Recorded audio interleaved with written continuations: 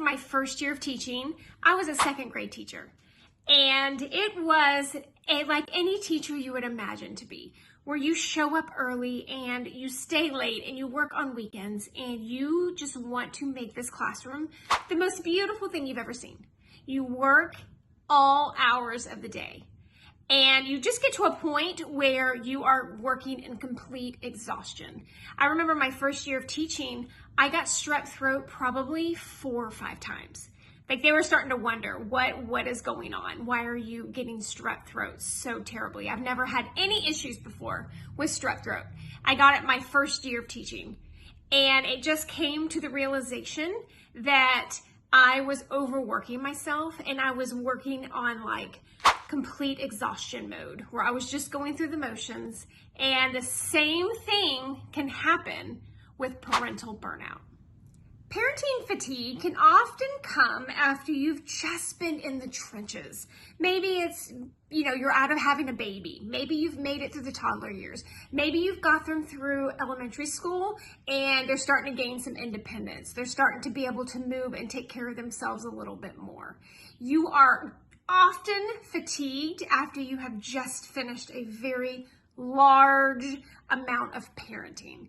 And so that can often look like physical and emotional exhaustion.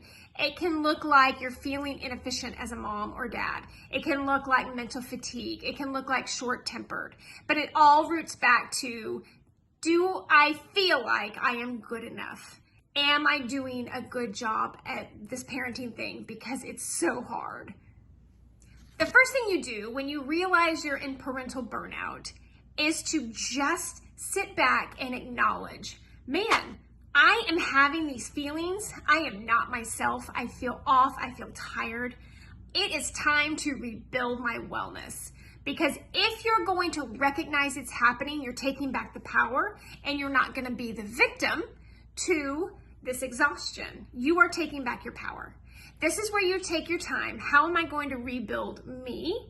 And that can look a couple ways. It can look like going outside and taking a walk. It can definitely be, what am I gonna do outside of parenting? I've been parenting a really long time, but now what am I gonna do for me? And then it can look like, I need a break. Ask somebody for help. I'm in mom burnout. I am parenting at 20%. Can I get you to help me, or can you come to dinner with me? Because I need somebody to talk to.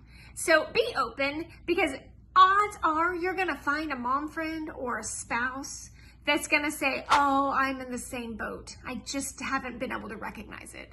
So this is where you're going to be rebuilding yourself and possibly inviting others to join you. And that's always a good thing, because listen, the more we can do it in a community, the better it's gonna be for everybody.